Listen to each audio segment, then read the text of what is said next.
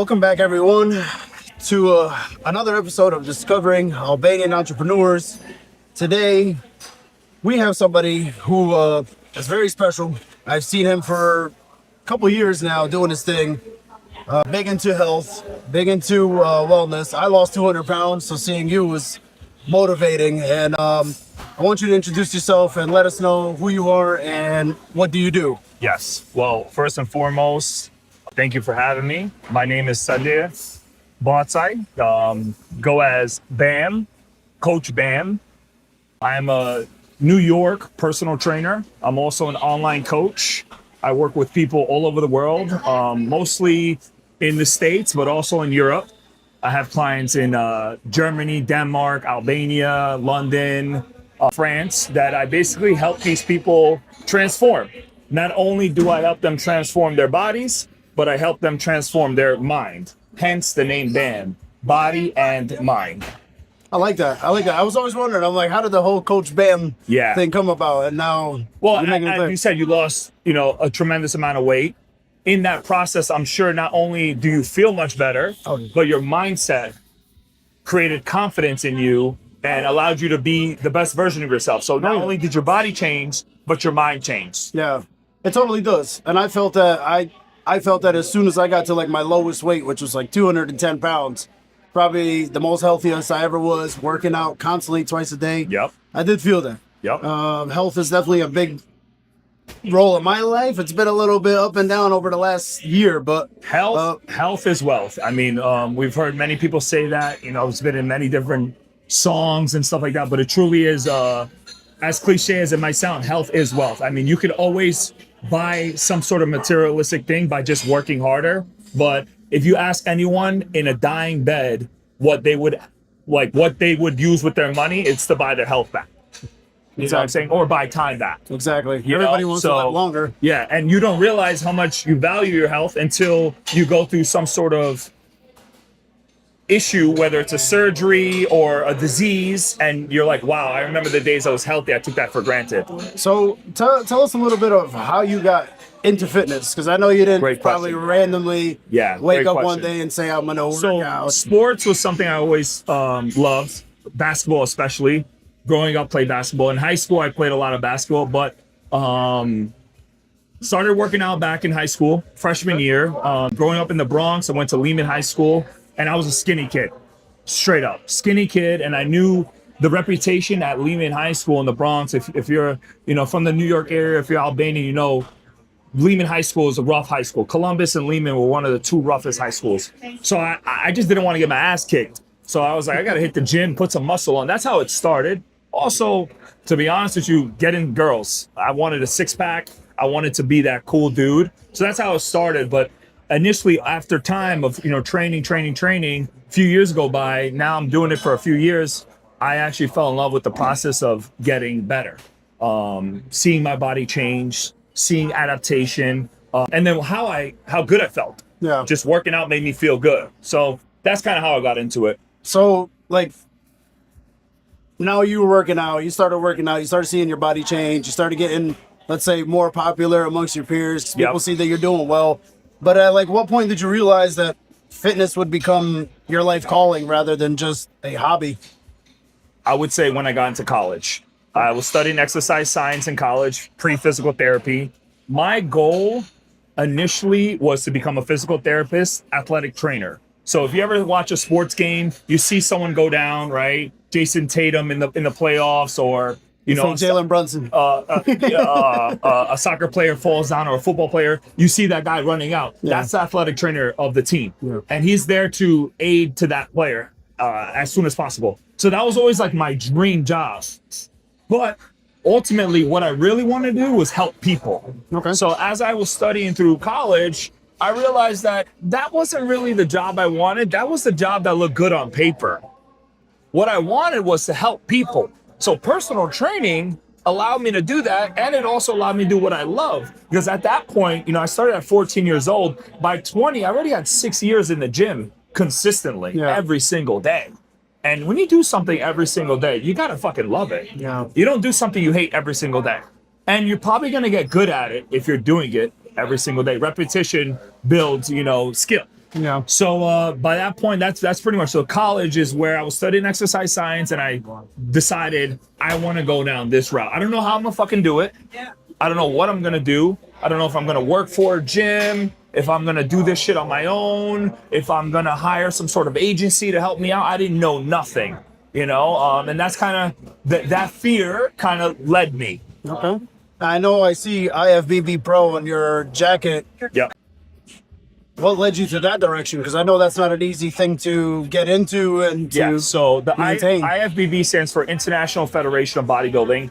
It's the highest level of bodybuilding in the entire world. Basically, we have one competition called the Mr. Olympia. If you're familiar with Arnold Schwarzenegger, he's won it 7 times. It's the biggest competition in the world. That's my dream. My dream is to compete on that stage. In order to make it there, you would have to win a show elsewhere, which is a qualifier. I have not yet to do that. But becoming a professional in itself is a huge goal, because you start at the bottom as an amateur. You have to win an amateur show, rank yourself to a national show, which I flew to South Carolina in 2018 at 24 years old to go compete. And I ended up winning my pro card there, my professional status there at 24 years old, which is not common. Common age for someone to become a professional is in the 30s, 28 to 32. They call that your peak prime, because by then you're a man. I mean, let's be honest, you know, in your 20s, you're not quite a man. You know, us Albanians like to believe that, but reality, by 30, you know, manhood has settled in. You know, you really know your strength. You know what you want to do in life. It's like NBA and NFL, where they say you're 28, 29, you just entered your prime. So it's the same thing. Every sport has that. And then 35 to 40 is you're exiting your prime. So right now, you know, I'm 31 and I'm still pursuing that goal. But what led me to becoming an IFBB Pro was back to the days of working out. I didn't initially start working out to become a professional bodybuilder. It's not something that I had in my mind. But when you do something every single day and you're getting really good at it, and then people that are professionals tell you, hey, you should compete. Hey, you look like you would win. Hey, you should get on stage. And these are guys that are competing at the Mr. Olympia that were training at the gym that I was training at. 3 specific individuals, John De La Rosa, Victor Martinez, and Marco Rivera. These 3 guys were all coming up to me at 18, 19, 20, 21 years old, literally begging me to compete. Yeah. So at this point, I'm like, these guys are Olympians, right? They're like, imagine an NBA player telling you, you need to come to the NBA. Yeah. You're going to listen, you're going to open an ear. So that's kind of, I hired one of those guys as my coach. And yeah, that's where it all led to that point. I'm guessing that made you happy, like hearing that from probably some people you looked up to in the gym. Without a doubt. And then they were like my mentors. Yeah. Did your family? What's your family think about this? Like when you first got into this realm of working out, what did they think about it? We're Albanian, so when you describe going to the gym, lifting heavy weights, especially certain positions like a squat or a deadlift, and you show your mom or dad that video, they're gonna call you stupid. They're gonna say you're a badon. You know, what are you doing? Why are you hurting yourself? Initial reaction was, don't do it. You know, especially I remember when I bought my first pre-workout. I bought a pre-workout. I was 16 years old. My mom thought it was steroids. She literally threw it out. She spilt it. The whole Tupperware, spilled it, and threw it out. And I came home the next day, and I'm like, where the fuck is my pre-workout? She's like, you're not going to take that shit. You're not my son if you take that shit. And, bro, like, I had to explain to her, like, this is pre-workout, you know? Like, this is just an energy drink. But that's it. When they started to believe was after my first show. I got out of 30 guys at my very first show here in the tri-state area, the biggest show in Connecticut, New York, New Jersey. Hosted by the head judge of the Mr. Olympia. So he runs this show. That's why I specifically wanted to do this show as my first show. I got 3rd place. Oh, wow. Yeah. That's amazing. That told me I belonged. Because then the very next show I did in Connecticut, in New Haven, Connecticut, I got 1st place. And I'm 21 years old at this point. And I'm beating 30-year-olds.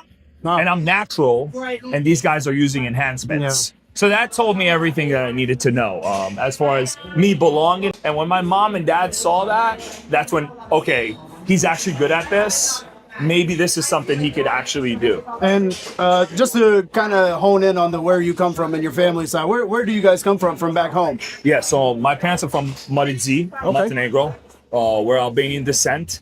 So my dad is from Pepai, which is next to Plav. It's a small katun. You have about 3 families in that katun. You have Bacaj, which is my last name, Drejaj, and Rogova. Now that katun, sadly, has vanished. My dad, up until 3 years ago when he passed away, God rest his soul, was the last real household left there. Wow. Now it's different families, different cultures there, not really Albanians. They all migrated to Kosovo. Okay. Yeah, so now Bacajs are huge in pay. All right. Now, and my mom's from Vunthay. So Vunthay, as some of you may know, is a huge Albanian populated area in Malizi, still heavily, Albanian influenced. Actually, Migusht is a huge picnic day where they do the traditional dancing, traditional food, and they still hold it down. That's pretty awesome, man. I've actually never been to Montenegro, but I dream of going there. I'm from Kosovo myself, half pay. So, what would you say, in terms of like IFBB, what would you say to like a young person that is 15, 16 years old? What would you give them at least first 2 or 3 steps of what to do and how to proceed? Because it's not an easy thing to just wake up one morning and now say I'm going to be a bodybuilder. So first and foremost, in this social media era, I would say if you're going to do something like this, you have to do it because you want to do it. If you're looking for validation through social media by competing, you're gonna give up. Because this shit is hard, dude. This shit is really hard. Not only does it take years to build that physique to eventually get on stage, but when it's time to get on stage, like I remember my first prep, I was 255 pounds in February. I lost 50 pounds in 4 months. Wow. Just to make weight to enter the competition. Wow. I was doing 2 hours of cardio every single day, 7 days a week on the Stairmaster, training 90 minutes, 60 to 90 minutes every 5 days a week. I was eating 0 carbs, literally fish and fucking spinach for 4 weeks straight. Wow. Not one carb. Wow. And I was miserable, but I loved it. Yeah. I loved the pain. I loved the suffering. Because you knew what I knew what it was going to bring me. Yeah. Most kids of this generation, our generation, in generation before us, they don't want to do the hard shit.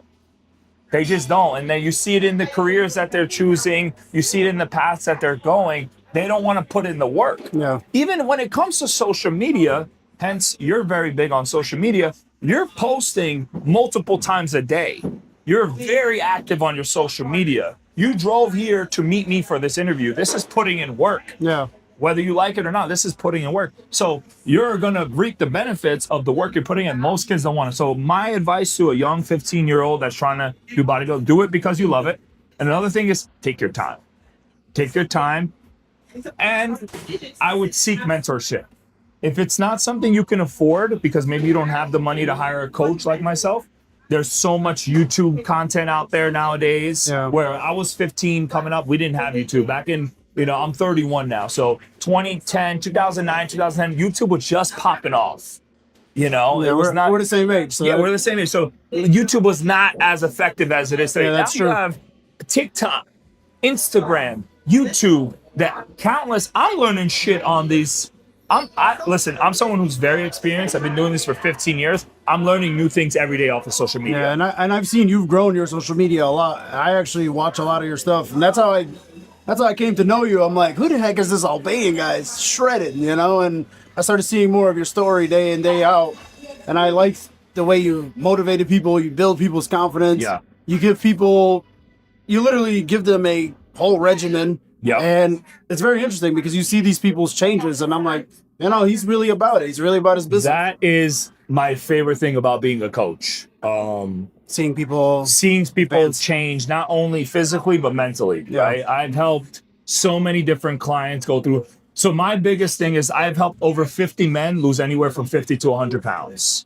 And that was like a big takeaway. One guy, specifically Albanian guy, his name is David Nikai. Shout out to you, Dave. Dave was 362 pounds. Very big guy. Yeah. 2 kids, beautiful children, but headed down the wrong direction. And he got in contact with me through my older brother, Benny. And we started, and honestly, I started with him not really expecting much. Dude, we dropped 140 pounds in one full year, one calendar year. Wow. Completely changed Dave's life. Changed his outlook on dieting, changed his outlook on life. From someone that couldn't even take the stairs to now doing cardio twice a day because he wants to do it, not because he has to do it.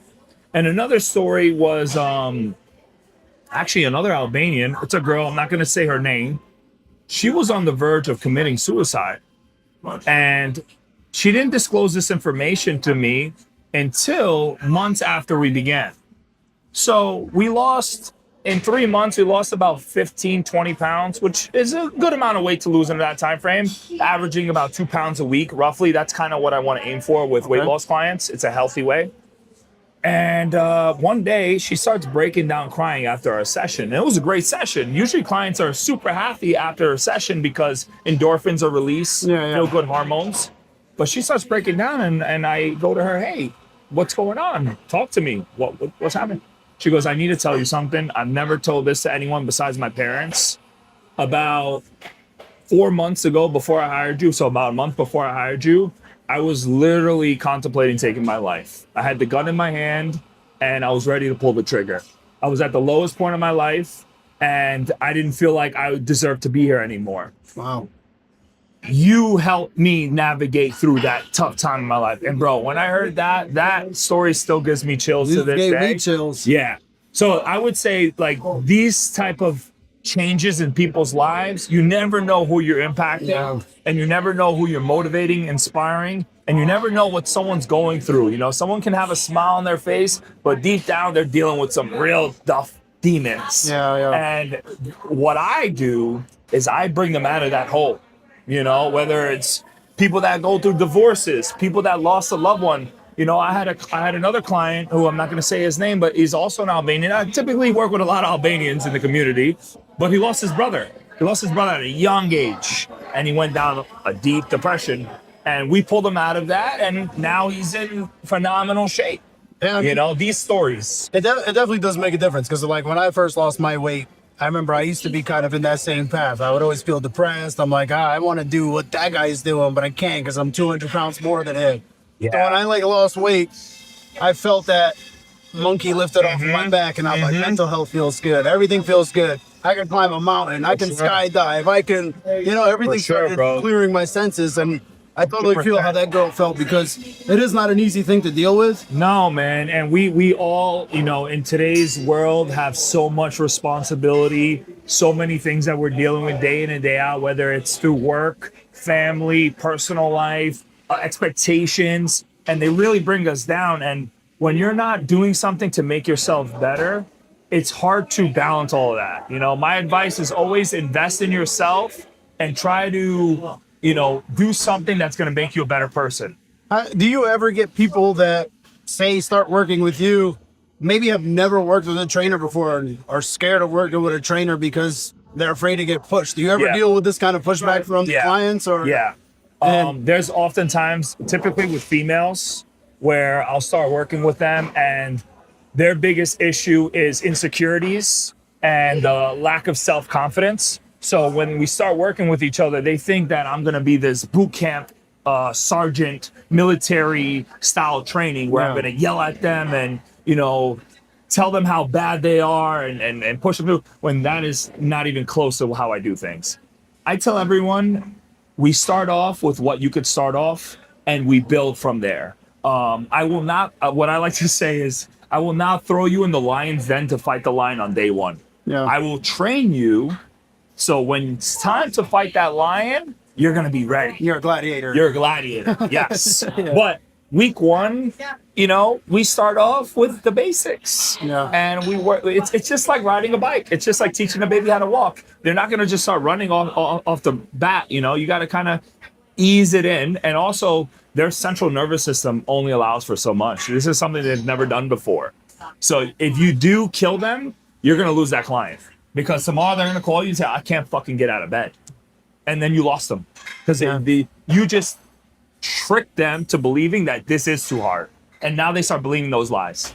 So if you kind of make it to a point where they get a good workout, but they could still recover, they'll come back tomorrow. Yeah. You know? Yeah, that is interesting because some people aren't used to the whole boot camp type of mentality, especially if you don't come those from a background in classes, sports. those classes are really no good. So like the classes are good for certain people, but they're not good for everyone. So the Orange Theory, the F45, the spin classes, the Soul Cycles, you go in there, you're going against, you know, a bunch of people next to you that have been doing these classes for a year, 2 years, 3 years, and they're going all out. And you're looking over, you're like, fuck, she's going all out. Maybe I should go all out lowers too. your confidence. And then the next day you're there, you can't even move your fucking legs. You're in an Epsom salt bath, icing your shoulder because you're so hurt. Sure. You know, you got to go at your own pace. Yeah, that's not fun. And I've witnessed that a lot from people that I know and deal with that. And I'm like, you guys just got to do it at your pace. Yeah. If you can. Start off at your pace. Yeah. But, And progress is never linear, yeah. right? So progress is never just going to be... Yeah, my progress is different than your progress. Correct. Yeah. As long as you're moving forward in the right direction, a step forward is still a step forward. Yeah. You're still ahead. You know, of course, we want to do leaps and bounds as much as we can, but a step forward is a step forward. So when you're tracking things, you know, if you're a weight loss person, right, you want to lose, let's say, 30 pounds. And let's say the first couple weeks you lose 5 or 10, and then you kind of get stagnant, right? Look at other things. Has your sleep improved? Has your quality of life improved? Has your stress improved? Has your digestion improved? If the answer is yes, yes, yes, yes, yes, dude, maybe the scale didn't change, but 4 other things in your... It enhances a lot. Yeah. It definitely does. Exactly. It definitely does. What would you say, excuse me, what would you say is the hardest part of like the journey or throughout your whole journey of becoming an IFBB Pro or just everything you're pretty much doing on a, you know, daily lifestyle now as a trainer? Yep. You know, what's been the hardest thing? The hardest thing I would say is the risk and fear of failure. Because I don't have a 401k. I don't have a 9 to 5. I'm not working for some corporate job. I never worked for a gym. When I started training clients back in 2015, it's my 10-year anniversary. Oh, wow. Congrats. Thank you so much. 10 years of in-person training. 2017, I launched my online coaching, so that's about 8 years in. I had family members tell me, you need to get a real job. This is bullshit. That sucks to hear. Yeah, it does. And it sucks when it's someone super close. Even my parents initially were like, because I ended up actually dropping out of school. My final year of school, I had to make a choice. And it was between bodybuilding, working, or school. I couldn't juggle all 3. I wasn't fortunate like some people are, where their parents are like, just go to school, don't worry about rent. Don't worry about bills. Like, we'll cover that for you. Just focus on getting an education. That wasn't the circumstance. My parents were divorced, and these are situations that I had to deal with. I was home with mom. Mom needed help. Hey, listen, if we don't cover these bills, we're gonna lose this house. And at 21 years old, I was, you know, make or break. Literally make or break. So it was like work, school, gym, and I love the gym. Wasn't giving that up. Work, I needed money.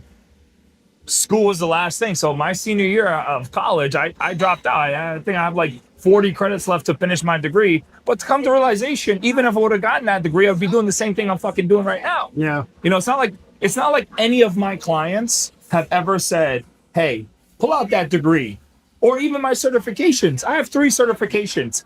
Ask me how many clients, and I've worked with hundreds of clients, online and in person, have ever seen my certification. Bro, I don't even need to ask for certification. If I just look at you on your Instagram, I'm like, this guy. Brother, it's 0. It's sad. I almost want to pull it out and show them. Be like, look, I earned this. They don't give a fuck. People just want results. Yeah, they see the results on you. So I think that's a big, that's a big, like, okay, yeah, I want to follow. And my clients too. I mean, that's what made me, that's what drew me to you. My resume speaks for itself too, you know, like, and that's what I tell people too. I can sit here all day and say how I'm such a great coach and toot my horn and blow smoke up my ass, so to speak.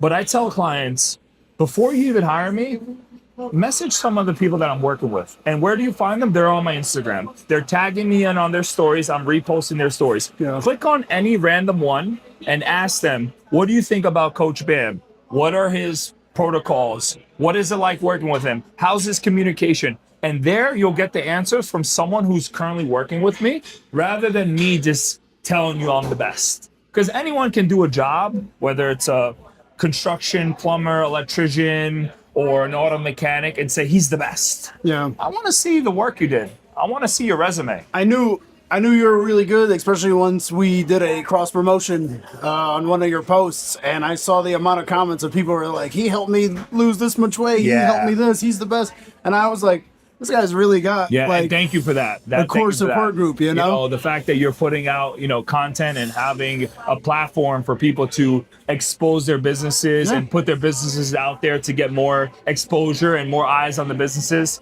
For me, it's personal training. For someone else, it could be their business. Hey, in the Albanian community, if we stick together and help each other out, that's how we're all going to grow. Yeah, and you never know who you inspire. I mean, you could be inspiring a 10-year-old kid in Albania today to be the next IFBB Pro, and you never know it. And that's why I tell people it's good to promote your story and tell your story, because you don't know who you're inspiring. Correct. And there's people that want to be like you, there's people that want to be like me. Everybody's got their own route. Correct. But that's why I support you, bro. I think you do really great. Thank you. I appreciate that. What was there any moments that like you doubted yourself through all this process, and is there any sacrifices you had to make to get to where you are today as well? Great question. So moments of doubt came when I was getting ready for a competition and I had to be a certain weight and my weight wasn't dropping, and I was doing everything perfectly, following the diet, doing my cardio, doing my training, sleeping 7 hours, doing everything perfect, but the scale was not moving. And we have 4 weeks left. And that's where self-doubt comes in, because now I have a deadline. And if I don't make weight, they won't allow me to compete. So here goes months of hard work. Yeah. And now I'm transitioning into the sacrifice part. In this process of these preparations, I sacrifice a lot. Now I'm married, I have 2 kids, 2 daughters, 2 lovely daughters. So during this process, I have to try to balance my career, which is training my clients and my online clients. Yeah. Be a husband at the house, be a father at the house, be a son, be a brother, while maintaining some sort of social life. Yeah. In the part where I can't attend your birthday party when I'm 2 months away from my competition, because I can't eat anything there. Yeah, and you got to be hyper-focused. So, like, if you invite me to your birthday party, I will come, but I'm going to have a Tupperware or a Ziploc bag with my fish and rice. That's amazing. I've been to Dawsums. I've been to funerals. That's hilarious. With my meals, dude. I swear. And that's the level of commitment and sacrifice. Dedication. So the sacrifice is basically social events and family time during that process. But you also got to remember, it's a short period of time. It's only 3 months. So what advice would you give to somebody that is in your shoes, say an 18-year-old kid, or just anybody even now at 31? What advice would you give to somebody to start on a fitness journey? What would you say to somebody? So first and foremost, if it's someone let's just say someone's looking to get in shape. Let's say it's let's use a 30-year-old as an example, because at this point you're in your 30s, you hadn't worked out yet. Let's say you're someone that's never really been into the gym. I suggest if again, this might sound like an advertisement for myself, but it truly isn't. If you're someone who can financially afford a coach, I suggest looking out for help.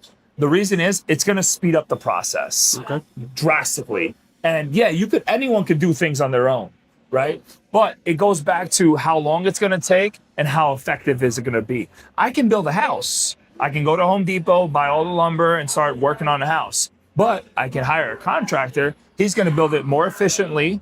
He's probably going to save me money and time. So if someone's starting out, that would be the best way to go about working with someone. If not, then doing some research, figuring out what a calorie deficit is, figuring out what NEAT is, which is non-exercise activity thermogenesis, basically the amount of movement you do in a day, figuring out how many steps you need in a day. Because at the end of the day, really simple, to get in shape, it's not rocket science. It's calories in versus calories out. So if you're eating 2,000 calories and you're not burning, you're going to get fat. If you're eating 2,000 calories but you're burning 3,000, you're going to start losing weight. Okay. And then once you reach a plateau, you kind of just reduce the calories or increase your energy outtake, and then you'll lose more weight. So that right there is the most simple advice I can give someone. That sounds pretty good. I mean, yeah. And eat clean whole foods. What are clean whole foods? Really fucking simple. If you can kill it or if you can grow it, you can eat it. If it's something you can kill, a cow, a chicken, a fish, right? Or something you can grow, right? Like a vegetable, a potato, a fruit, have it. You can eat a good amount of it and not get fat. But if you're buying something that's processed in a bag, something that's made in a factory somewhere, that you should limit the amount. I hate the fact that like you have people that are like, you tell them, oh, I do 10,000 steps a day. Then you got the people who are like, don't do 10,000 steps a day. Don't weight lift. Oh, weight lift. You're always getting like mixed wrong reviews. information, mixed reviews, and I'm That's always the like, one problem about social media is there's too much information out there. Yeah. Where that's where an experienced coach will come in and kind of hone you in. So how I handle my business with my clients is, I want to know about your lifestyle. I want to know, do you have kids? What's your job like? You know, I work with firemen, police officers, nurses. I work with people that are in the construction field. I work with so many various different clients that have different lifestyles. If you're sedentary at a desk, I'm going to need you to put more work in at the gym. But if you're a construction worker on a jackhammer for 8 hours, you're fucking burning up a shit ton of calories. Yeah. So maybe you don't need to hit the treadmill, right? So everyone's line is different. So what I do is I ask, what is your day like? What is your schedule like? How many days can you get to the gym? And based upon that information, that's how I structure my plans. I'm not going to have a mother of 4 kids who's working, also picking up the kids from school, also doing a bunch of activities with them, go to the gym 7 days a week. yeah, it's too much. They're just not going to be able to do it. But 2 days, 2 efficient days with a proper diet, also leaving some room for error because she has a family. Chances are she's probably going to eat some pizza or something that's not on the plan. That's going to bring the best result without driving them crazy. What do you think, since we're talking about, fitness here, I mean, what do you think are the biggest misconceptions about weight loss? Yeah. Because there's, like I said, there's always people giving you mixed information. What's the biggest The misconception? biggest misconception I would have to say is everyone thinks when it's time to lose weight, they have to go 0 to 100. And that's the problem. It's a New Year's resolution or some sort of, I'm going to start a diet tomorrow. And what happens is they crash out, they burn out. Yeah. It never lasts. So my thing is ease into things. Start with one daily habit and build on that. So initially, don't change how you're eating. Start with walking. Once you get to like 5,000 steps a day or 10,000 steps a day, then take a look at your diet. Maybe start eliminating sugars. Maybe stop drinking soda. Maybe stop eating processed foods, right? Still eat the same food. Don't measure your food, nothing. Once you reach that point, now you're pretty established. You've created good habits. Now you could really go and pinpoint, what you need out of, the nutrition that you're having. Exactly. So people want to just dive into things. I hear it all the time. Oh, I did a keto diet. I dropped 30 pounds in 3 weeks. You're like, what are you doing? Or I stopped eating meat, or I stopped doing this. And it's like, how'd that work for you? Oh, I gained 40 pounds back. Yeah, I'm not surprised. I was tired at the gym every day. I'm not surprised. Yeah. You need the efficient diet that's actually something that can be sustainable. And that's kind of what I provide for my clients. So I never do no carbs. I never do high fat or low fat or high protein. Like everything is in moderation. How do you help people stay motivated? Because I know you get people that probably do get burned out. Yeah. Maybe that you're training after a month or two. Yeah. They're probably feeling tired. They're feeling exhausted. What do you do with those kind of people that need that extra bit of motivation once everything kind of starts to fade away? Yep. Great question. So everyone starts off hot. I get with a client. They're like, yeah, I'm ready to do this. And we kick it off. And 9 out of 10 times they have progress right off the bat. Yeah. But once we reach that like 4-week mark or 6-week mark and they notice how repetitive things are, because listen, getting in shape is not sexy. No. You got to eat the same food pretty much every day. If it's not the same exact food, it's very similar. The portions have to be very similar. The amount of exercise you have to do is very similar. It's very repetitive. So it's not sexy. People want this like crazy thing that they can do and automatically get results, and the chance that's not how it works. So what I do is accountability. I make sure I keep them accountable, because that's the one thing they're lacking, right? They can Google a great diet. They can Google a great workout plan. You know, the information's out there, but Google's not going to call you on Wednesday to ask you, hey, how's your week going? Or Saturday morning when you're supposed to send a check-in with your weight and photos, and I'm comparing them from last week to see what happened, or 2 weeks ago. That accountability is what keeps them truly motivated. So with me, when you're working with me, a client's working with me, we do 2 check-ins a week. Wednesday's your midweek check-in, kind of lets me know how your week is going. And if they're feeling down or something, that's when I pick them up. I'll give them some sort of inspiration, some sort of motivation, and uplift them and say, hey, listen, it's Wednesday. We'll still have Thursday, Friday, and the weekend for you to turn this shit around. And when they hear that, when anyone hears that, it's just like a coach who's like, hey, it's halftime. We're down by 6 points. If we get back in there, we could win this game.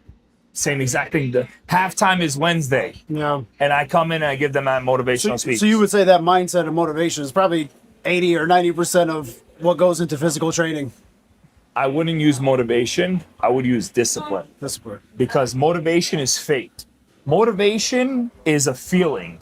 Motivation is not real. Motivation is equivalent to being happy or sad. One day you wake up, you're happy. One day you wake up, you're sad. One day you wake up, you're motivated. One day you wake up, you're not motivated. Discipline is doing the shit you don't like to do, even when you know you have to fucking do it. Exactly. So if it's raining outside and it's 5 a.m. and I know I got to get to the gym, but it's cold and I don't want to go out there, I'd rather be snuggled up in my blanket. Discipline is saying, F that, I'm getting in the fucking gym, whether it's raining, snowing or not, and getting my work done. That's what discipline is. How do you, because I know you don't wake up out of bed every day and, you know, like you're saying, yes, you have the discipline, but how do you personally reset on days that you do feel uninspired or unmotivated? Great question. I'm human. You know, the one problem, especially, I hate to say this, but about the Albanian community is whenever my name gets brought up, it's automatically, oh, it's easy for him to get in shape. He's lucky. He has genetics. Meanwhile, respectfully speaking, if you look at a lot of my family members, uncles, cousins, they're not in the best shape. So I could have easily went that route. So for me, they look at me and they say, oh, it's easy for him to get in shape. It's not easy. What brings me the days that I'm down, the days that I'm not motivated, is gratitude. I'm I say gratitude is attitude. So the fact that I get to work out, the fact that I have my limbs, my legs, I'm healthy, I have my heart, I have my eyesight, I have everything. I'm blessed by God to be able to go and do this. It's not that I have to do it, it's I get to do it.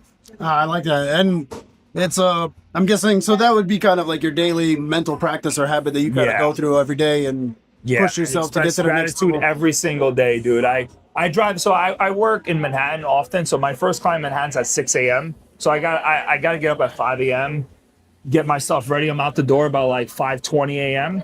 So on that drive, sometimes I won't listen to a podcast or music. I'll just sit there, drive, and express gratitude. You know, say a prayer, list the things I'm grateful for. And that kind of just starts my day off on a positive note. And then the rest of the day, I just continue on forward knowing that I have this great opportunity to do what I love. You know, like I mentioned earlier, there was a big risk on being a personal trainer. Was I going to be able to make it?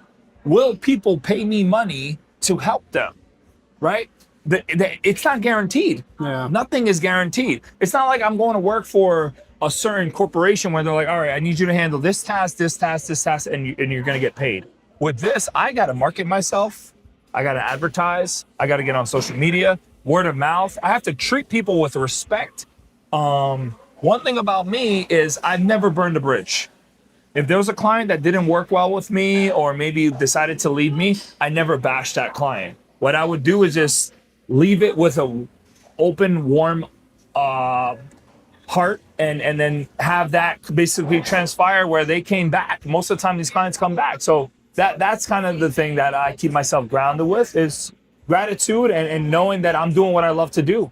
And to even step away from the training on a normal day where you're not training, you're not into, you know, coaching, doing your IFBB work. what is a normal day for you? What do you do outside of working out to keep yourself kind of in a mental clarity? Great question. So the answer to this question has changed as of the last 3 years. And that's because my children, my daughter Leanna is 3 years old and my daughter Elena is 2 months old. So now what I do is I spend time with my kids, spend time with my wife and my kids. That's awesome. I take my daughter to the park. I'm the dad that even though I'm 250 pounds, 6 foot tall, I'm going down the slide in a jungle gym. They're like, look at that muscular guy. Yeah, I'm climbing the monkey bars. I'm on the swings. You know, I get awkward eyes from other parents, but I really don't care because the time I spend with my kids, that's what they're going to remember. And other hobbies too. I love to snowboard. That's something I'm really good at, something I truly enjoy. So go up to Vermont in the winter time, the beach in the summer, the pool or the beach. So rest days, I really take family importance. So like if I'm going to take a day off from the gym or from working, I'm going to utilize it with family. Would you say your family also helps build your successful mindset as well? Do you think they're a big driving force? Yes. Yeah. And have they become even bigger since you've had kids? Great question. When my daughter was born, everything changed. Everything changed. And the reason behind that is now my sense of purpose has gone to a new level.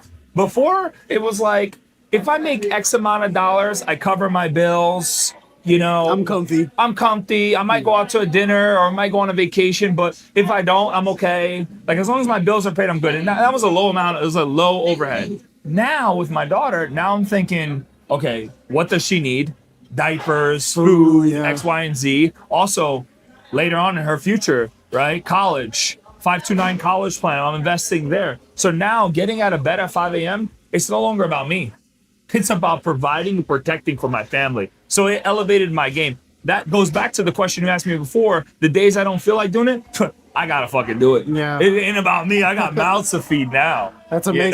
You know? Do you ever see your daughters? Would you ever envision them getting into a fitness world like you, or would you Honestly, want them to steer a yes, different way? because my wife is a personal trainer. Oh, okay. My wife also competed in bodybuilding shows. Oh, awesome. She did a bikini division. 2023, 15 months after giving birth to our first daughter, she won 2 competitions here in New York.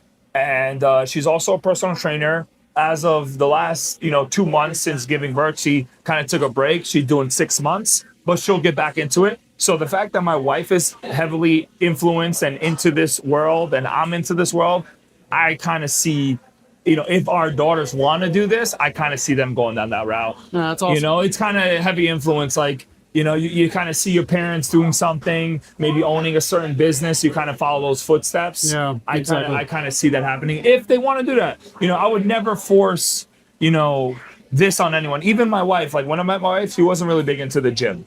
That wasn't something that was like on her forefront. But as us coming together, maybe some influence from my end, she fell in love with the process, and on her own, with some guidance from me, but really on her own, because you can't force anyone to do something they don't want to do. Yeah. So she took it to that next level where she studied. She got her NASM certification, which is the highest level of personal training certification. She landed some really big clients, and she, also lives the same lifestyle as me. So that kind of works hand in hand, being in a household where we eat the same food, we understand. Yeah, it makes life easier. Yeah, especially when I'm going through a preparation or she's going through a preparation and, carbs are low, energy's low, and I don't want to fucking be bothered. She understands. He's just going through a phase, let him be, where I have to be with, I'm so grateful for my wife. Because if I was with anyone else, it probably wouldn't work. Yeah, I started diet. I live with my family. I started diet, and then 2 days later, my mom was making 3 beef dance, 3 bureks and stuff, and I'm like, come on, man. I started a diet. What are you doing? Yeah, that was me initially in the beginning, like 2015, 16, 17, when I first started bodybuilding. I would go to family houses and be on these preparations for these shows, and they would be like, come on, have a piece of pizza, or grab some burek, or have a chabapa. And I'm like, hey, I'm on a diet, I'm okay. Yeah. And they're like, come on, one won't hurt, just one. And I'm like explaining to them, listen, I can't have that, because if I have that, it throws off everything that I'm doing. At first, it was very difficult. Albanian moms and aunts don't understand Albanian that. moms, even Albanian, sisters and brothers. Yeah. It was very difficult for them to grasp the idea of what I'm doing. But by like year 3, actually 2018, so like I said, 2015 to 2018. 2018, when I became a professional, IFBB Pro, that's when they were like, okay, this motherfucker is the real deal. Yeah. Yeah.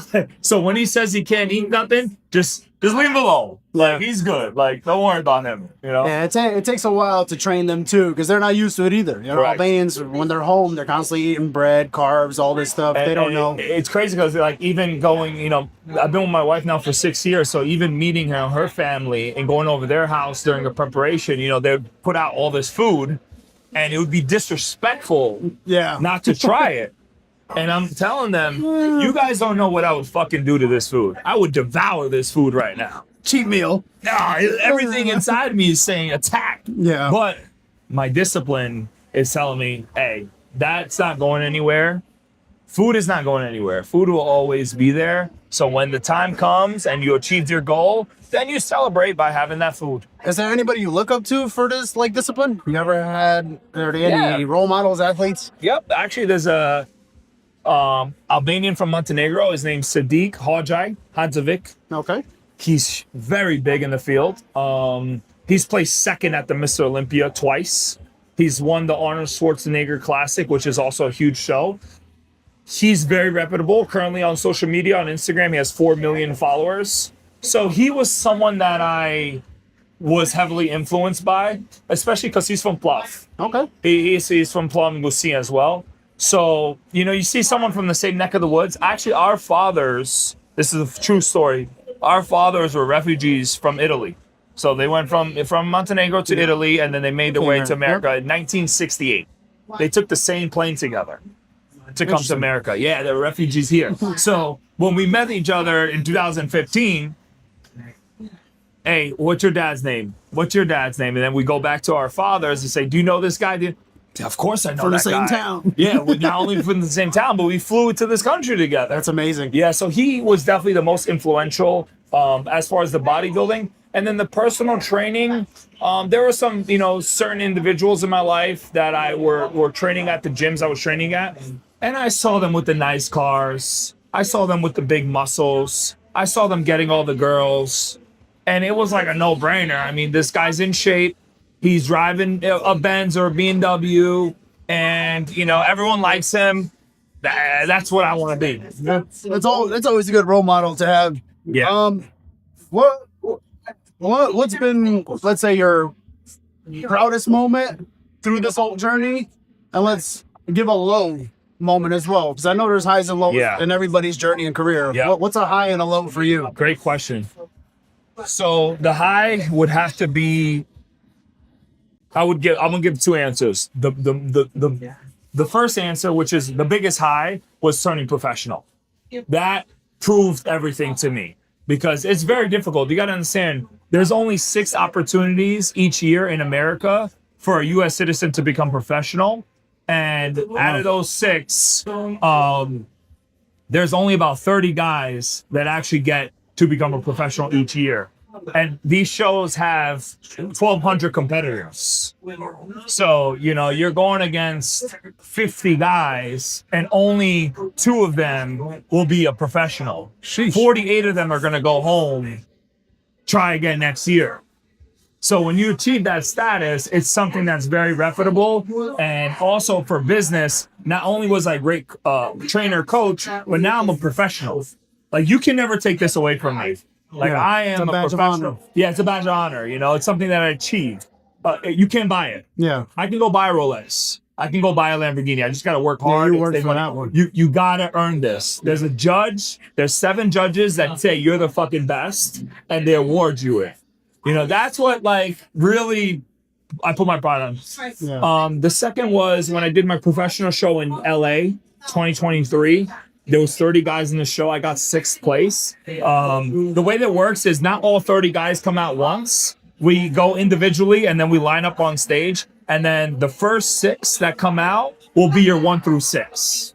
And they'll be placed in a certain order. So I was a part of that first 6. Oh, wow. Okay. And that was my highest ranking as a professional. So that was that adrenaline rush, being a part of that first group, My brother was there. My boys flew to California. They had the Shabonya out in the crowd. It was That's gangsta. awesome. Yeah, it was gangsta. Those two were my highs. The lowest, I would say, was 2020 into 2021. The gym shut down. I had nowhere to train. I lost a lot of clients. It was a very scary time. During that time, my father was diagnosed with stage 4 cancer. Oof, sorry to hear that. Thank you. So taking my father to get chemotherapy done out in Long Island at